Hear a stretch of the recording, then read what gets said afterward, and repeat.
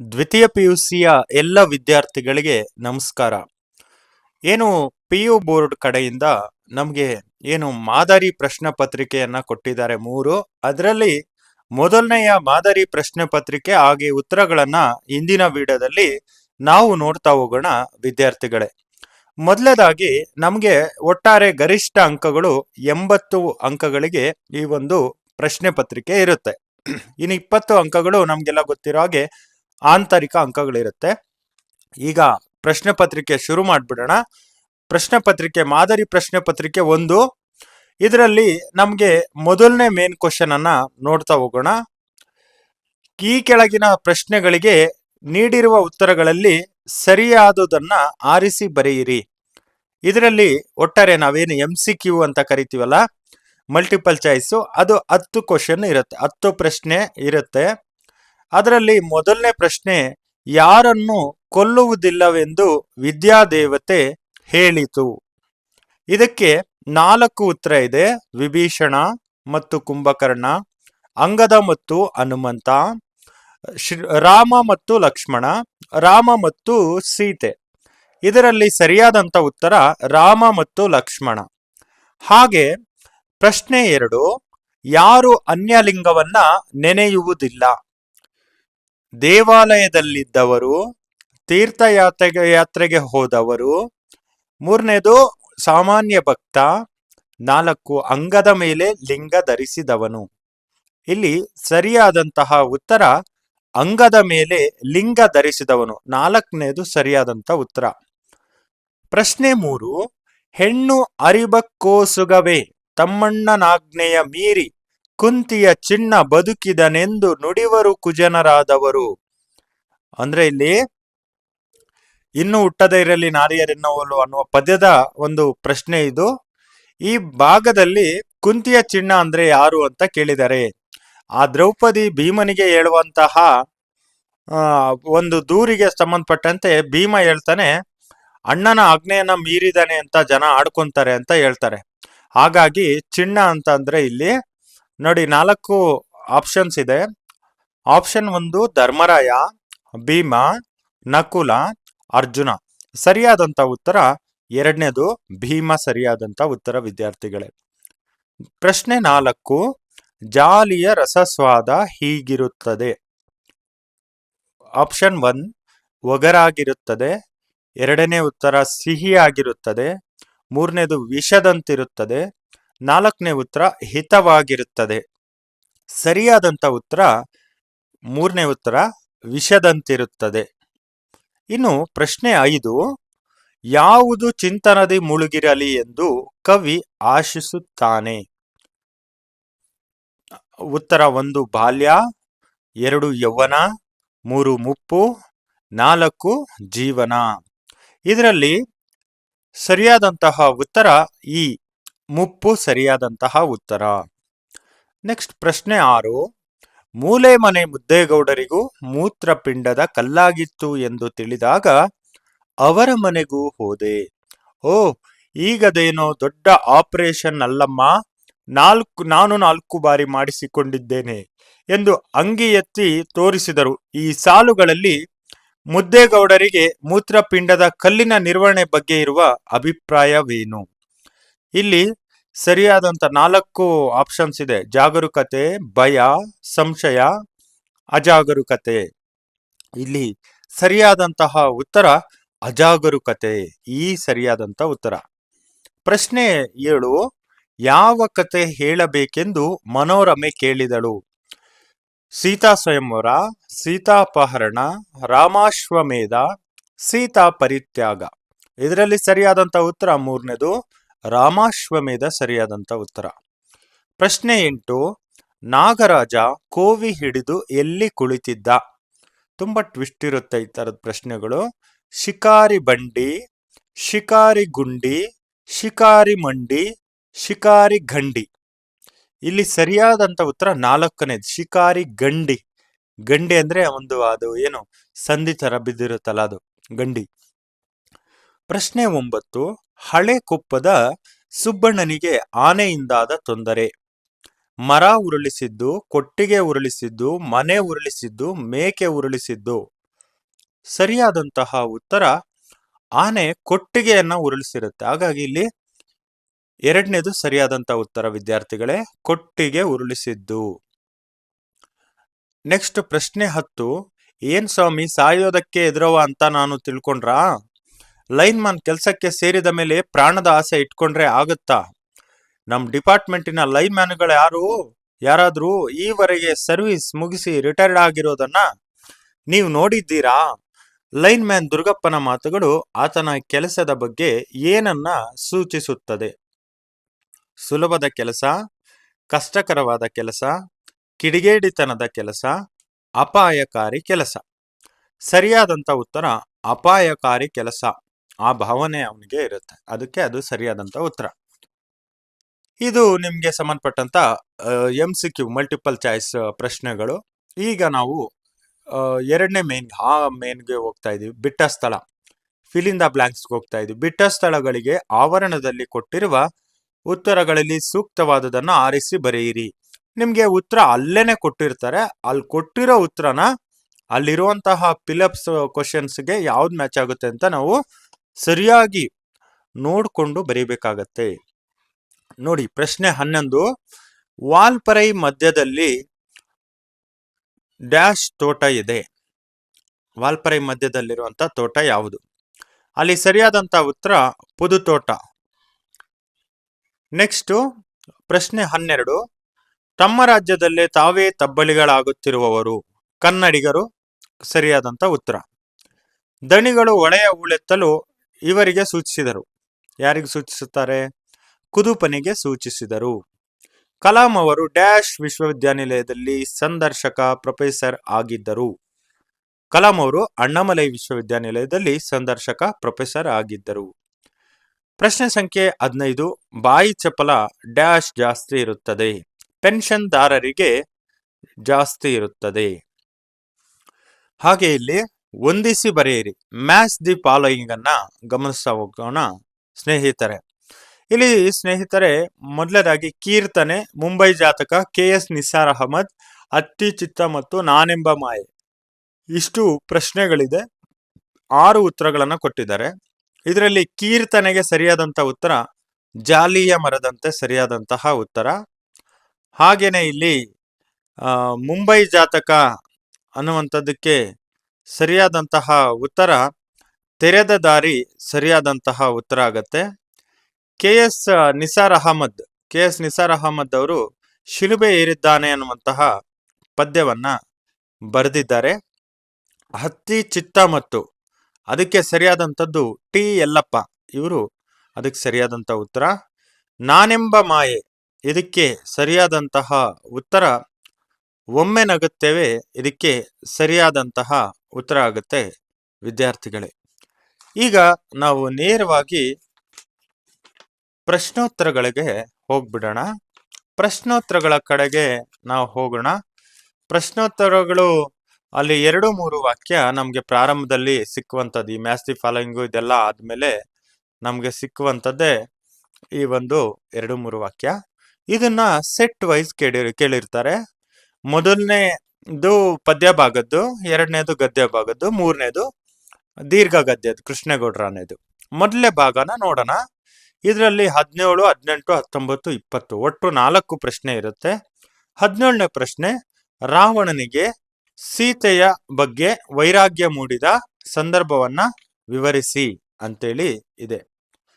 ಅಂದ್ರೆ ಇಲ್ಲಿ ಸೀತೆ ಬಗ್ಗೆ ಅವನಿಗೆ ವೈರಾಗ್ಯ ಬಂತಲ್ಲ, ಅದರ ಒಂದು ಸಂದರ್ಭವನ್ನ ತಿಳಿಸ್ಬೇಕು. ಸೀತೆಯು ರಾವಣನ ಎದುರು ಮೂರ್ಛೆ ತಪ್ಪಿ ನೆಲಕ್ಕೆ ಒರಗಿದಾಗ ರಾವಣನಿಗೆ ಸೀತೆಯಲ್ಲಿ ವೈರಾಗ್ಯ ಮೂಡಿತು. ಕದಡಿ ಹೋದ ನೀರು ತನಗೆ ತಾನೇ ತಿಳಿಯಾಗುವಂತೆ ರಾವಣನಲ್ಲಿ ಸೀತೆಯ ಮೇಲಿನ ವ್ಯಾಮೋಹ ದೂರ ಆಗಿ ವೈರಾಗ್ಯ ಮೂಡಿತು. ಅಂದ್ರೆ ಅಲ್ಲಿ ಯಾವ ರೀತಿಯಾಗಿ ರಾವಣನಿಗೆ ಜ್ಞಾನೋದಯ ಆಯ್ತು. ಸೀತೆ ನೆಲಕ್ಕೆ ಬೀಳ್ತಾಳಲ್ವಾ, ಮೂರ್ಛೆ ಹೋಗ್ತಾಳಲ್ವಾ, ಅದು ನೋಡಿ ರಾವಣನ ಮನಸ್ಸಿನಲ್ಲಿ ನೀರು ಯಾವ ರೀತಿ ಕದಡಿ ಹೋಗಿರುವಂತ ನೀರು ಮತ್ತೆ ಸರಿಯಾಗುತ್ತಲ್ಲ, ಆ ರೀತಿಯಲ್ಲಿ ರಾವಣನ ಮನಸ್ಸು ಸರಿಯಾಯ್ತು ಅನ್ನುವಂಥದ್ದು ಇಲ್ಲಿ ಉತ್ತರ ಆಗುತ್ತೆ. ಕೊಲಲ ಕ್ಷಮರೆಂದು ದ್ರೌಪದಿ ಯಾರನ್ನು ಕುರಿತು ಹೇಳಿದ್ದಾಳೆ? ಪ್ರಶ್ನೆ ಸಂಖ್ಯೆ 18. ಸರಿಯಾದಂತ ಉತ್ತರ ನಕುಲ ಮತ್ತು ಸಹದೇವರನ್ನ ಕುರಿತು ಕೀಚಕನೆಂಬ ನಾಯಿಯನ್ನು ಕೊಲ್ಲಲು ಅಸಮರ್ಥರೆಂದು ದ್ರೌಪದಿ ಹೇಳಿದ್ದಾಳೆ ಅಂತ ಇಲ್ಲಿ ಸರಿಯಾದಂತ ಉತ್ತರ. ನಕಲ ಸಹದೇವರ ಬಗ್ಗೆ ಹೇಳಿದ್ದಾಳೆ. ಬೆಳಕು ಬೇಟೆಗಾರ ಹೇಗೆ ಬರುತ್ತಾನೆ? ಬೆಳಕು ಬೇಟೆಗಾರ ಮೂಡಣದ ಕಣ್ಣು ತೆರೆದಾಗ ಕತ್ತಲು ಕಳೆದು ನಕ್ಷತ್ರಗಳು ಜಾರಿ ಆಕಾಶದ ಬಣ್ಣ ರಂಗೇರಿದಾಗ ಮನ್ಮಥ ಜೇನ್ನೊಣದ ಹೆದೆಗೆ ಹೂಬಾಣ ಹೂಡಿ ಬರುತ್ತಾನೆ. ಆಗ ಗುಡಿ ಗೋಪುರಕ್ಕೆ ಬಲೆ ಬೀಸಿದಂತೆ ಬೆಳಕು ಬೇಟೆಗಾರನ ಆಗಮನವಾಗುತ್ತದೆ ಅಂತ ಇಲ್ಲಿ ಉತ್ತರ ಆಗುತ್ತೆ. ಮುಂದಿನ ಒಂದು ಪ್ರಶ್ನೆ, ಶಿಲುಬೆಗೇರಿದ ಯೇಸುವಿನ ದೇಹ ಯಾರಿಗೆ ಏನನ್ನು ಅನ್ನುವಂತಿದೆ? ಆ ದೇಹ ಯಾವ ತರ ಇದೆ? ಆ ದೇಹ ಏನನ್ನ ಹೇಳ್ತಾ ಇದೆ ನೋಡಿ. ಅಲ್ಲಿ ಶಿಲುಬೆಗೇರಿದ ಯೇಸುವಿನ ದೇಹ ತನ್ನನ್ನು ಶಿಲುಬೆಗೇರಿಸಿ ಬರಬ್ಬನ ವಕಾಲತ್ತು ವಹಿಸಿದವರಿಗೆ, ಅಕ್ಕಪಕ್ಕ ಕಳ್ಳರನ್ನು ತೂಗಿ ಸನ್ಮಾನಿಸಿದವರಿಗೆ, ಮನ್ನಿಸಲಿ ನಿಮ್ಮನ್ನು ಆ ದೇವರೇ, ಮನ್ನಿಸಲಿ ನಿಮ್ಮನ್ನು ಆ ದೇವರೇ ಅನ್ನುವಂತೆ ಇದೆ ಅನ್ನುವಂಥದ್ದು ಇಲ್ಲಿ ಸರಿಯಾದಂತಹ ಉತ್ತರ. ಈಗ ನಾವು ಪದ್ಯದ್ದು ಆದ್ಮೇಲೆ ಗದ್ಯಕ್ಕೆ ಹೋಗೋಣ. ಗದ್ಯದ 2 ಮಾರ್ಕ್ಸ್ನ ಪ್ರಶ್ನೆಗಳು. ಪ್ರಶ್ನೆ ಸಂಖ್ಯೆ 21, ಅನ್ಯ ಡಾಕ್ಟರುಗಳು ಬಸಲಿಂಗನ ಕಾಯಿಲೆ ಬಗ್ಗೆ ಏನೆಂದು ಪ್ರತಿಕ್ರಿಯಿಸಿದರು? ಬೇರೆ ಡಾಕ್ಟರ್ಸ್ ಏನೆಲ್ಲ ಹೇಳಿದ್ರು ಅವನ ಕಾಯಿಲೆ ಬಗ್ಗೆ? ಅವರು ಹೇಳಿದ್ದೇನೆಂದ್ರೆ, ಇದಕ್ಕೆ ಆಪರೇಷನ್ನೇ ಬೇಕಿಲ್ಲ, ಆ ಡಾಕ್ಟರ್ ತಿಮ್ಮಪ್ಪನಿಗೆ ಬುದ್ಧಿ ಇಲ್ಲ, ಅದಕ್ಕೆ ಆಪರೇಷನ್ ಮಾಡಿದ್ದಾರೆ ಅಂತ ಅವರು ಬೇರೆ ಡಾಕ್ಟರ್ಗಳು ಹೇಳಿದ್ರು. ತ್ರಿಭಾಷಾ ಸೂತ್ರದ ಬಳಕೆ ಹೇಗಿರಬೇಕು ನೋಡಿ. ಕೇಂದ್ರ ಸರ್ಕಾರದ ಎಲ್ಲಾ ಸೂಚನೆಗಳು, ಎಲ್ಲಾ ಫಾರಂಗಳು, ಎಲ್ಲಾ ಬರವಣಿಗೆಯ ವ್ಯವಹಾರಗಳು ಕ್ರಮವಾಗಿ ಪ್ರಾದೇಶಿಕ ಭಾಷೆ ಹಿಂದಿ ಇಂಗ್ಲಿಷ್ಗಳಲ್ಲಿ ಇರಬೇಕು. ಇದೇ ತ್ರಿಭಾಷಾ ಸೂತ್ರದ ಬಳಕೆ. ಅಂದ್ರೆ ಕ್ರಮವಾಗಿ ಫಸ್ಟ್ ಪ್ರಾದೇಶಿಕ ಭಾಷೆ ಅಂದ್ರೆ ಇಲ್ಲಿ ಕರ್ನಾಟಕ ಆದ್ರೆ ಕನ್ನಡ, ಆಮೇಲೆ ಹಿಂದಿ ಇಂಗ್ಲಿಷ್ನಲ್ಲಿ ಇರಬೇಕಾಗತ್ತೆ. ನಂತರ 23ನೇ ಪ್ರಶ್ನೆ, ಕಲಾಂ ಅವರು ಬಂಡೆಗಳ ಬಸಿರಲ್ಲಿ ಕಂಡದ್ದೇನು? ಆ ಬಂಡೆಗಳನ್ನು ನೋಡಿದಾಗ ಅವ್ರು ಏನ್ ಹೇಳಿದ್ರು? ಕಲಾಂ ಅವರು ಒಬ್ಬ ಶಿಲ್ಪಿಯಂತೆ ಬಂಡೆಗಲ್ಲಿನಲ್ಲಿ ಅಡಗಿರುವ ಶಕ್ತಿಯನ್ನ, ಶಿವಶಕ್ತಿಯನ್ನು ಕಾಣ್ತಾರೆ. ಬಂಡೆಗಳ ಬಸಿರಲ್ಲಿ ಶಿವ ನಿಹಿತ ಶಕ್ತಿಯನ್ನು ಕಾಣ್ತಾರೆ. ಕ್ಷಿಪಣಿ ರೂಪದಲ್ಲಿ ಶಕ್ತಿ ಹೊರಬರಲು ಕಂಪಿಸುತ್ತಿರುವಂತೆ ಅವರ ಒಳಗಣ್ಣು ಬಂಡೆಯನ್ನ ನೋಡುತ್ತೆ. ಅಂದ್ರೆ ಅಲ್ಲಿ ಶಿವಶಕ್ತಿ ಇದೆ ಅನ್ನೋ ತರ ಅವರು ಅದನ್ನ ನೋಡ್ತಾರೆ. ಆಮೇಲೆ ಪ್ರಶ್ನೆ ಸಂಖ್ಯೆ 24, ಪಟ್ಟಣದ ಹೋಟೆಲ್ನ ಕಟ್ಟಡ ಹೇಗಿದೆ? ಪಟ್ಟಣದ ಹೋಟೆಲ್ನ ಕಟ್ಟಡ ಇಲ್ಲಿ ಯಾವ ರೀತಿ ಇದೆ ಅಂತೇಳಿ ಪ್ರಶ್ನೆ ಇರುವಂತದ್ದು. ಸರಿಯಾದಂತ ಉತ್ತರ, ಪಟ್ಟಣದ ಹೋಟೆಲುಗಳಲ್ಲಿ ಮನವನ್ನು ಆಕರ್ಷಿಸುವ ಭವ್ಯ ಕಟ್ಟಡಗಳಿವೆ. ನಡೆದರೆ ಕಾಲು ಜಾರುವ ಪಾರಸಿಯ ನೆಲವಿದೆ. ಕುರ್ಚಿ, ಫ್ಯಾನ್, ಟೇಬಲ್, ಶುಭ್ರ ವಸ್ತ್ರದ ಮಾಣಿ ಅದರಲ್ಲಿರ್ತಾರೆ ಅನ್ನುವಂಥದ್ದು ಸರಿಯಾದಂತ ಉತ್ತರ ಆಗತ್ತೆ.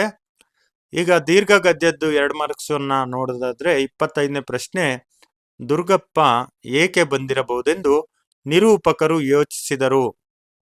ದುರ್ಗಪ್ಪ ಏನಕ್ಕೆ ಬಂದ ಅಂತ ಲೇಖಕರು ಏನನ್ನ ಥಿಂಕ್ ಮಾಡಿದ್ರು?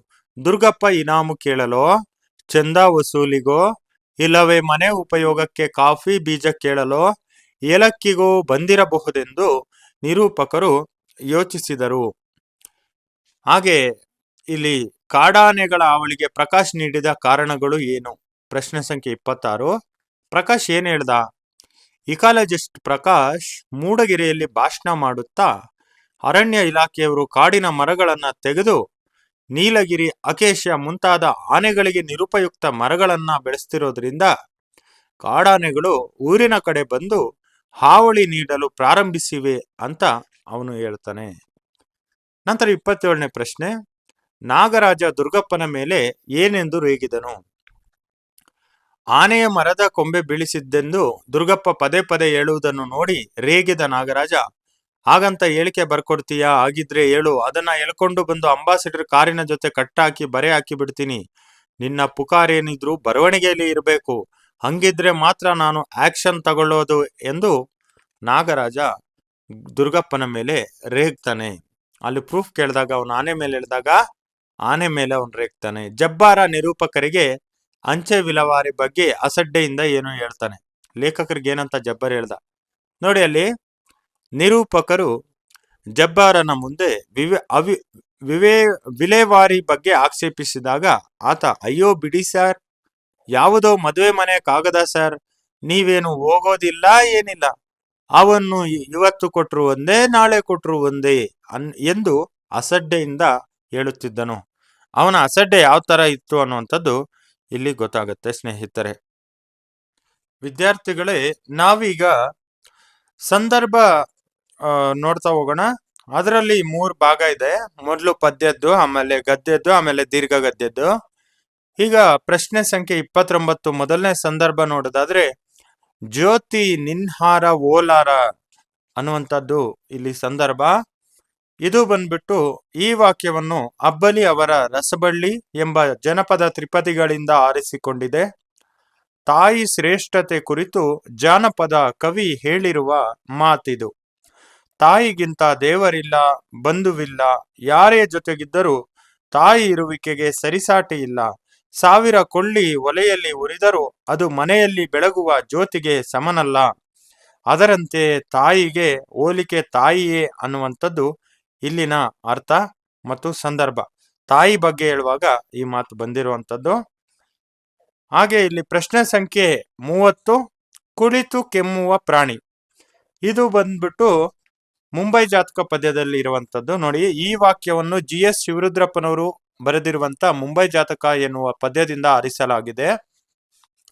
ಮುಂಬೈ ನಗರದ ಮಗುವಿಗೆ ತಂದೆ ಎಂದರೆ ಯಾವ ಭಾವನೆ ಬರುತ್ತದೆ ಎಂದು ಹೇಳುವಾಗ ಕವಿ ಈ ಮೇಲಿನ ಮಾತನ್ನ ಹೇಳ್ತಾ ಹೋಗ್ತಾರೆ. ನಗರದ ಬಿಡುವಿರದ ಬದುಕಿನಲ್ಲಿ ಮಗು ತಂದೆಯನ್ನ ನೋಡುವ ಸಂದರ್ಭನೇ ತುಂಬಾ ಕಮ್ಮಿ, ಅಪರೂಪ. ಏಕೆಂದರೆ ಆತ ಮಗು ಹೇಳುವ ಮುನ್ನವೇ ಮನೆ ಬಿಟ್ಟು ಬೆಳಗ್ಗೆಯಿಂದ ಸಂಜೆಯ ತನಕ ಕಣ್ಮರೆಯಾಗಿ ಒಮ್ಮೊಮ್ಮೆ ರಜಾ ದಿನದಲ್ಲಿ ಮಾತ್ರ ಅವರು ಕಾಣಿಸ್ಕೊಳ್ತಾರೆ, ಅಂದ್ರೆ ಕೆಲ್ಸಕ್ಕೆ ಹೋಗ್ತಾರೆ. ಅದು ಕುಳಿತು ಕೆಮ್ಮುವ ಪ್ರಾಣಿಯಾಗಿ ಎನ್ನುವಲ್ಲಿ ತಂದೆ ಮಗುವಿನ ಬಾಂಧವ್ಯ ರಾಹಿತ್ಯ ಚಿತ್ರಣ ಮನ ಕಲಕುತ್ತದೆ. ಪ್ರಶ್ನೆ ಸಂಖ್ಯೆ 31, ಅಲ್ಲಿಯ ಮಾತು ಅವನಿಗೆ ಸಸೆ ಮೀರ ಬರದು. ಇದು ಬಂದ್ಬಿಟ್ಟು ನೋಡಿ, ಈ ವಾಕ್ಯವನ್ನು ಲಲಿತಾ ಸಿದ್ಧ ಬಸವಯ್ಯ ಅವರು ಬರೆದಿರುವ ಒಂದು ಹೂ ಹೆಚ್ಚಿಗೆ ಇಡುತ್ತೀನಿ ಪದ್ಯ ಭಾಗದಿಂದ ಆರಿಸಿಕೊಳ್ಳಲಾಗಿದೆ. ತಂದೆ ತಾಯಿಗಳನ್ನು ಹಂಚಿಕೊಂಡ ಮಕ್ಕಳಲ್ಲಿ ಕಿರಿಮಗನ ಬಳಿ ತಂದೆ ಇರ್ತಾನೆ. ಕರ್ನಾಟಕದಲ್ಲಿ ಅಸ್ಸಾಮಲ್ಲಿ, ಅದು ಅಸ್ಸಾಂ. ಅಲ್ಲಿನ ಭಾಷೆ ಸ್ವಲ್ಪವೂ ಅರಿಯದ ತನ್ನ ಗಂಡನ ಬಗ್ಗೆ ಹೇಳುವಾಗ ಈ ಮಾತು ಬಂದಿದೆ. ದೂರದ ಅಸ್ಸಾಮಿನಲ್ಲಿ ಮಗ ಸೊಸೆ ಮನೆಯಿಂದ ಹೊರಟ ಮೇಲೆ ಆತನಿಗೆ ಕನ್ನಡದಲ್ಲಿ ಮಾತನಾಡಿ ಬಾಯಿ ತುರಿಕೆ ತೀರಿಸಿಕೊಳ್ಳುವುದಕ್ಕೆ ಮುದುಕೆಯೊಂದಿಗೆ ಫೋನಿನಲ್ಲಿ ಮಾತನಾಡಲು ಆತೊರೆಯುತ್ತಾನೆ. ಮುದುಕೆಯೊಂದಿಗೆ ಮಾತನಾಡುವಾಗ ಅವನು ಮಾತಾಡುತ್ತಲೇ ಇರು, ಮಾತೆ ಮರೆತು ಹೋಗಿದೆ ಎನ್ನುವಾಗ ಮುದುಕಿ ನೆನಪಿಸಿಕೊಳ್ಳುವ ಸಂದರ್ಭದ ಮಾತಿದು. ಅಂದ್ರೆ ಅವನಿಗೆ ಆ ಮಾತು ಬರೋದಿಲ್ಲ, ಅಸ್ಸಾಂ ಭಾಷೆ ಅನ್ನುವಂಥದ್ದನ್ನ ಇಲ್ಲಿ ಮುದುಕಿ ಹೇಳ್ತಾಳಲ್ಲ, ಆವಾಗ ಈ ಸಂದರ್ಭ ಬಂದಿದೆ. ಈಗ ನೇರವಾಗಿ ಮತ್ತೊಂದು, ಈಗ ಗದ್ಯಕ್ಕೆ ಸಂದರ್ಭದ ಪ್ರಶ್ನೆಯನ್ನ ನೋಡೋದಾದ್ರೆ 32ನೇ ಪ್ರಶ್ನೆ, ಹಾಡುವುದು ಅವುಗಳಿಗೆ ಅನಿವಾರ್ಯ, ಅವುಗಳ ಕರ್ಮ. ಈ ಒಂದು ಪ್ರಶ್ನೆ ವಾಲ್ಪರೈ ಅನ್ನುವಂತಹ ಪಾಠದಿಂದ ಬಂದಿದೆ. ಕೃಪಾಕರ ಸೇನಾನಿ ಅವರು ಬರೆದಿರುವ ವಾಲ್ಪರೈ ಅಭಿವೃದ್ಧಿ ತಂದ ದುರಂತ ಎಂಬ ಪಾಠದಿಂದ ಈ ವಾಕ್ಯವನ್ನ ಆರಿಸಿಕೊಳ್ಳಲಾಗಿದೆ. ವಿಷಲಿಂಗ್ ತ್ರಶ್ಗಳ ಹೀನಾಯ ಸ್ಥಿತಿಯನ್ನ ವಿವರಿಸುವಾಗ ಲೇಖಕರು ಈ ಮಾತನ್ನ ಹೇಳ್ತಾರೆ. ಅಂದ್ರೆ ಅಲ್ಲಿ ಯಾವ ರೀತಿ ದುಷ್ಪರಿಣಾಮಗಳನ್ನ ಜೀವ ಸಂಕುಲಗಳ ಮೇಲೆ ಅಭಿವೃದ್ಧಿ ಅನ್ನುವಂಥದ್ದು ಬೀರಿದೆ, ಅವುಗಳಲ್ಲಿ ಬಹಳಷ್ಟು ಆಡು ಹಕ್ಕಿಗಳು ಬದುಕುಳಿಯುವಂತಹ ಪ್ರಯತ್ನ ಮಾಡ್ತಾ ಇದೆ. ಅವುಗಳು ಅಲ್ಲಿ ಯಾವ ರೀತಿ ಬದುಕಲೇಬೇಕಾದಂತ ಪರಿಸ್ಥಿತಿ, ಚಾಲೆಂಜಸ್ ಇದೆ ಅನ್ನುವಂಥದ್ದನ್ನ ಹೇಳುವಾಗ ಅವು ರಾಗವಾಗಿ ಆಡುವುದನ್ನು ಬಿಟ್ಟಿಲ್ಲ ಎಂಬುದನ್ನು ವಿವರಿಸುತ್ತಾ, ಅಂದ್ರೆ ಕಷ್ಟದಲ್ಲೂ ಅವು ರಾಗವನ್ನ ಬಿಟ್ಟಿಲ್ಲ, ಊಟ ಇಲ್ಲ ಅಂದ್ರೂ ಕೂಡ ಅವ ರಾಗವಾಗಿನೇ ಹಾಡ್ತಿದ್ದಾವೆ. ಹಾಗಾಗಿ ಲೇಖಕರಲ್ಲಿ ಹೇಳ್ತಾರೆ, ಆಡುವುದು ಅವುಗಳಿಗೆ ಅನಿವಾರ್ಯ, ಅವುಗಳ ಕರ್ಮ ಎಂದು ಕರುಣೆಯ ನುಡಿಗಳನ್ನ ಆಡಿದ್ದಾರೆ. ಈಗ ಮತ್ತೊಂದು ಪ್ರಶ್ನೆ, 33ನೇ ಪ್ರಶ್ನೆ, ಈ ಅದೃಷ್ಟ ನಿನಗೂ ಇತ್ತಲ್ಲೇ. ಈ ಪ್ರಶ್ನೆ ಬಂದ್ಬಿಟ್ಟು ನಮ್ಗೆ ಎಲ್ಲಿ ಇದೆ ಅಂದ್ರೆ, ಆಯ್ಕೆ ಇದೆ ನಮ್ಮ ಕೈಯಲ್ಲಿ. ಈ ಒಂದು ಪಾಠವನ್ನ ಬರೆದಿರುವಂಥದ್ದು ನೇಮಿಚಂದ್ರ ಅವರು ಬರೆದಿರುವ ಆಯ್ಕೆ ಇದೆ ನಮ್ಮ ಕೈಯಲ್ಲಿ ಎಂಬ ಲೇಖನದಿಂದ ಈ ಮಾತನ್ನ ಆರಿಸಿಕೊಳ್ಳಲಾಗಿದೆ. ಈ ಮಾತನ್ನು ಲೇಖಕಿ ತಮ್ಮ ಗೆಳತಿ ಸೀತಾಗೆ ಹೇಳ್ತಾರೆ. ಲೇಖಕಿ ಮತ್ತು ಅವರ ಗೆಳತಿ ಸೀತಾಗೆ ಓದಿಸುವ ಅಪ್ಪಂದಿರು ಇದ್ದರೂ ಸೀತಾ ಮಾತ್ರ ಓದಿನಲ್ಲಿ ಆಸಕ್ತಿ ತೋರಿಸಿದ ವಿವಾಹವಾಗಿ ಬದುಕನ್ನು ಕಷ್ಟಕ್ಕೀಡು ಮಾಡಿಕೊಂಡಳು. ಆದರೆ ಲೇಖಕಿ ಓದಿ ಇಂಜಿನಿಯರ್ ಆಗಿ ಸ್ವತಃ ಸ್ವಂತ ಮನೆ ಮಾಡಿಕೊಂಡಿದ್ದನ್ನ ಕಂಡ ಗೆಳತಿ ಸೀತಾ ಈ ಮಾತನ್ನ ಹೇಳ್ತಾಳೆ. ಅವರು ಏನ್ ಹೇಳ್ತಾರೆ ಸೀತಾ ಅಂತ ಅಂದ್ರೆ, ನೋಡಿ ಅಲ್ಲಿ ನೀನು ಅದೃಷ್ಟವಂತೆ ಎಂದಾಗ ಅದಕ್ಕೆ ಉತ್ತರಿಸುತ್ತಾ, ವಿದ್ಯಾವಂತರ ಮನೆಯಲ್ಲಿ ಹುಟ್ಟಿದ್ದು ಎಷ್ಟು ಬೇಕಾದರೂ ಓದಿಸುತ್ತೇನೆ ಎನ್ನುವ ಅಪ್ಪ ಇದ್ದದ್ದು ನನ್ನ ಅದೃಷ್ಟ ಎಂದು ಹೇಳಿ ಲೇಖಕಿಯು ನಿನಗೂ ಆ ಅದೃಷ್ಟ ಇತ್ತಲ್ಲೇ ಅಂತೇಳಿ ಆ ಸೀತಾಗೆ ನೆನಪು ಮಾಡ್ತಾ ಹೋಗ್ತಾರೆ. ಅಂದ್ರೆ ಲೇಖಕಿ ತುಂಬಾ ಚೆನ್ನಾಗಿದ್ದಾರೆ ಅಂತ ಅಪ್ರಿಶಿಯೇಟ್ ಮಾಡ್ತಾ ಇರ್ತಾರೆ. ಅವಾಗ ನಿನ್ಗೂ ಹಂಗೆ ಇತ್ತಲ್ಲ ಚಾನ್ಸು, ನೀನು ಯೂಸ್ ಮಾಡ್ಕೊಂಡಿಲ್ಲ ಅನ್ನೋ ತರ ಅವರು ಅವಳಿಗೆ ಹೇಳ್ತಾ ಹೋಗ್ತಾರೆ. ಈಗ ಪ್ರಶ್ನೆ 34 ನೋಡ್ತಾ ಹೋಗೋಣ. ನೀರಿಳಿಯದ ಗಂಟಲೋಳ್ ಕಡುಬಂ ತುರುಕಿದಂತಾಯ್ತು. ಇಲ್ಲಿ ಬಂದ್ಬಿಟ್ಟು ಈ ಒಂದು ಪ್ರಶ್ನೆ ಬರುವಂತದ್ದು, ಈ ವಾಕ್ಯವನ್ನ ಮುದ್ದಣನ ಬರೆದಿರುವ ತಿರುಳುಗನ್ನಡದ ಬೆಳ್ನುಡಿ ಅನ್ನುವ ಗದ್ಯ ಭಾಗದಿಂದ ಆರಿಸಿಕೊಳ್ಳಲಾಗಿದೆ. ಮನೋರಮೆಯು ಮುದ್ದಣನಿಗೆ ಹೇಳಿದಂತಹ ಮಾತಿದು. ಮನೋರಮೆಗೆ ಮುದ್ದಣನು ರಾಮಾಶ್ವಮೇಧದ ಕತೆ ಹೇಳಲು ಆರಂಭಿಸಿ ಸಂಸ್ಕೃತದಲ್ಲಿ ಸ್ವಸ್ತಿ ಶ್ರೀ ಮತ್ಸುರ ಸುರೇಂದ್ರ ನರೇಂದ್ರ ಮುನೀಂದ್ರ ಪಣೀಂದ್ರ ಅಂತ ಕತೆ ಹೇಳೋದಕ್ಕೆ ಸ್ಟಾರ್ಟ್ ಮಾಡಿದಾಗ ಮನೋರಮೆಯವನನ್ನ ತಡೆದ್ಬಿಟ್ಟು ಎದೆಗೆ ಮುಟ್ಟದ ಈ ಕತೆ ಸಾಕು ಅಂತ ಹೇಳ್ತಾಳೆ. ಮುದ್ದಣ ಸಂಸ್ಕೃತದ ಚೆಲುವು ಸೊಗಸು ಇದೇ ರೀತಿ ಇರುತ್ತೆ ಅಂತ ಹೇಳಿದಾಗ, ನೀರೇ ಇಳಿದೇ ಇರುವಂತಹ ಗಂಟ್ಲಲ್ಲಿ ಕಡುಬನ್ನ ತುರುಕ್ತಿದೀಯಾ ಅಂತೇಳಿ ಈ ಮಾತನ್ನ ಹೇಳ್ತಾಳೆ. ಕನ್ನಡದ ಸೊಬಗನ್ನ ಅರಿಯಲು ಸಮರ್ಥಳಲ್ಲದ ತನಗೆ ಸಂಸ್ಕೃತದ ಸೊಗಸನ್ನ ಅರಿಯಲಾದೀತೆ ಅನ್ನುವಂತಹ ಮಾತನ್ನ ಅವಳು ಇಲ್ಲಿ ಮನೋರಮೆ ಹೇಳ್ತಾ ಹೋಗ್ತಾಳೆ. ಈಗ ನಾವು ದೀರ್ಘ ಗದ್ಯದ ಸಂದರ್ಭ ನೋಡೋಣ. ಹೊರಗಡೆಯಿಂದ ಎಕ್ಸ್ಪೋರ್ಟ್ ಆದವು. ಈ ವಾಕ್ಯವನ್ನು ಪೂರ್ಣಚಂದ್ರ ತೇಜಸ್ವಿ ಅವರು ಬರೆದಿರುವ ಕೃಷ್ಣೇಗೌಡರ ಆನೆ ಕಥೆಯಿಂದ ಆರಿಸಿಕೊಳ್ಳಲಾಗಿದೆ. ಲೈನ್ಮನ್ ಶಂಕರಪ್ಪ ಇಂಜಿನಿಯರ್ ರಮೇಶ್ ಬಾಬುಗೆ ಈ ಮಾತನ್ನ ಹೇಳ್ತಾ ಹೋಗ್ತಾನೆ. ನೋಡಿ ಅಲ್ಲಿ ರಿಪೇರಿ ಭಂಗಿಯಲ್ಲಿ ಕುಳಿತಿದ್ದ ಲೈನ್ಮನ್ ಶಂಕರಪ್ಪ ಅಲ್ಲ, ಇಲ್ಲಿ ಮುನ್ಸಿಪಾಲಿಟಿ ಪ್ರೆಸಿಡೆಂಟ್ ಖಾನ್ ಸಾಹೇಬು ನಿರೂಪಕರಿಗೆ ಹೇಳ್ತಾ ಹೋಗ್ತಾನೆ. ಅಂದ್ರೆ ಅಲ್ಲಿ ಊರಿನಲ್ಲಿ ನಾಯಿ ಕಾಟ ಜಾಸ್ತಿ ಆದಂತ ಸಂದರ್ಭದಲ್ಲಿ ನಾಯಿ ಏನ್ ಇಷ್ಟೊಂದೆಲ್ಲ ಆಗಿದೆ, ಸರಿಯಾದ ಕ್ರಮ ತಗೋಬೇಕು ಅಂತೇಳಿ ಲೇಖಕರು ಹೇಳಿದಾಗ, ನನಗೆ ನಾಯಿ ಕಂಡ್ರೆ ಪ್ರೀತಿನಾ, ಪ್ರತಿ ವರ್ಷನೂ ನಾವು ಸಾಯಿಸ್ತಾ ಬರ್ತಿದ್ದೀರಿ, ಆದ್ರೂ ಕೂಡ ತುಂಬಾ ನಾಯಿಗಳಿದೆ, ಆದ್ರೆ ಈ ನಾಯಿಗಳೆಲ್ಲ ಕೂಡ ಹೊರಗಡೆಯಿಂದ ಬಂದು ಇಲ್ಲಿ ಬಿಟ್ಟು ಹೋಗ್ತಿದ್ದಾರೆ ಅಂತೇಳಿ ಆ ಖಾನ್ ಸಾಹೇಬು ಲೇಖಕರಿಗೆ ಹೇಳ್ತಾರೆ. ಆಮೇಲೆ ಪ್ರಶ್ನೆ 36 ಸಂದರ್ಭ, ಈ ಕಂಬದೊಳಗೆ ಏನೋ ಸೇರ್ಕೊಂಡಿದೆ. ಈ ತೇಜಸ್ವಿ ಅವರು ಬರೆದಿರುವ ಕೃಷ್ಣೇಗೌಡರ ಆನೆ ಕಥೆಯಿಂದ ಈ ವಾಕ್ಯನ ಆರಿಸಿಕೊಳ್ಳಲಾಗಿದೆ. ಲೈನ್ಮನ್ ಶಂಕರಪ್ಪ ಇಂಜಿನಿಯರ್ ರಮೇಶ್ ಬಾಬುಗೆ ಈ ಮಾತನ್ನ ಹೇಳ್ತಾನೆ. ಅಂದ್ರೆ ರಿಪೇರಿ ಮಾಡ್ತಾ ಅದೇ ರೀತಿ ಸತ್ತೋಗಿ ಅದೇ ತರ ಕುತ್ಕೊಂಡಿದ್ದಾನೇನೋ ಅಂತ ಅಲ್ಲೇ ಸತ್ತೋಗಿ ಡೆಡ್ ಬಾಡಿ ಆಗಿ ಅಲ್ಲೇ ಕಂಬದಲ್ಲೇ ಸಿಕ್ಕಾಕೊಂಡಿದ್ದಂತ ತಿಪ್ಪಣ್ಣನನ್ನ ಅಕಸ್ಮಾತ್ ಜೀವವಿದ್ದಲ್ಲಿ ಆಸ್ಪತ್ರೆಗೆ ಸೇರಿಸುವ ಉದ್ದೇಶದಿಂದ ಶಂಕರಪ್ಪನಿಗೆ ಕಂಬ ಹತ್ತಿ ನೋಡೋದಕ್ಕೆ ರಮೇಶ್ ಬಾಬು ಹೇಳ್ತಾನೆ. ಆತ ಅರ್ಧ ಕಂಬ ಹತ್ತೋದ್ರಲ್ಲಿ ಆ ಕಂಬ ಎಲ್ಲ ಕೂಡ ಫುಲ್ಲು ಕರೆಂಟು ಬಂದಿರುತ್ತೆ, ಕರೆಂಟು ಹೊಡಿತಾ ಇರುತ್ತೆ. ಆಗ ಅವನು ಅಯ್ಯಯ್ಯೋ ಅಂತೇಳಿ ಕಂಬದಿಂದ ಕೆಳಗಡೆ ಶಂಕರಪ್ಪ ಇಳಿತಾನೆ, ಜಂಪ್ ಮಾಡಿ ಬೀಳ್ತಾನೆ.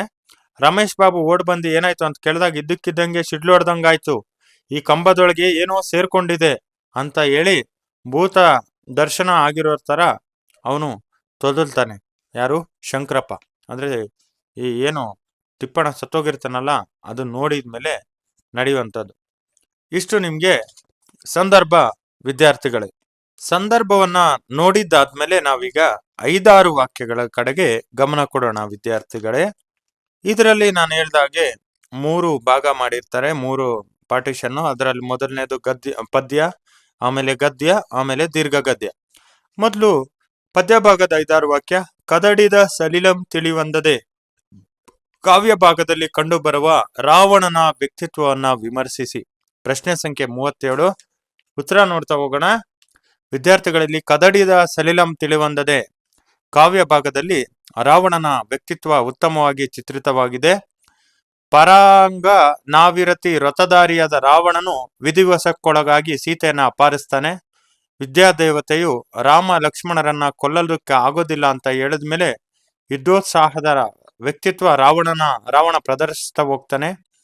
ಸೀತೆ ಒಲಿಸ್ಕೊಳ್ಳೋದಕ್ಕೂ ಕೂಡ ಟ್ರೈ ಮಾಡ್ತಾನೆ. ಆದ್ರೆ ಸೀತೆಯು ದುಃಖದಿಂದ ರಾಮನನ್ನು ಕೊಲ್ಲಬೇಡ ಅಂತೇಳಿ ಬೇಡ್ಕೊಂಡಾಗ ರಾವಣನ ಕ್ಷಮಾ ಗುಣವನ್ನ ನಾವು ನೋಡ್ತಾ ಹೋಗ್ಬೋದು.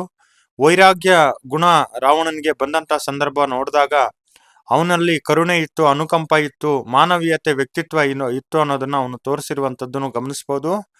ವಿಭೀಷಣನನ್ನು ನಿಂದಿಸಿದ ಬಗೆಗೆ ಅವನು ಪಶ್ಚಾತ್ತಾಪ ಪಡುವಂತದ್ದನ್ನ ನೋಡಿದಾಗ ಅವನಿಗೂ ಕೂಡ ಅಣ್ಣ ತಮ್ಮಂದ್ರ ಬಗ್ಗೆ ಒಂದಷ್ಟು ಸಂಬಂಧಗಳ ಬಗ್ಗೆ ಪ್ರೀತಿ ವಿಶ್ವಾಸ ಇತ್ತು. ಅಂತಿಮವಾಗಿ ಉದಾತ್ತ ಭಾವನೆಯಿಂದ ಸೀತೆಯನ್ನ ರಾಮನಿಗೆ ಒಪ್ಸೋದಕ್ಕೆ ನಿರ್ಧಾರಕ್ಕೆ ಬರ್ತಾನೆ.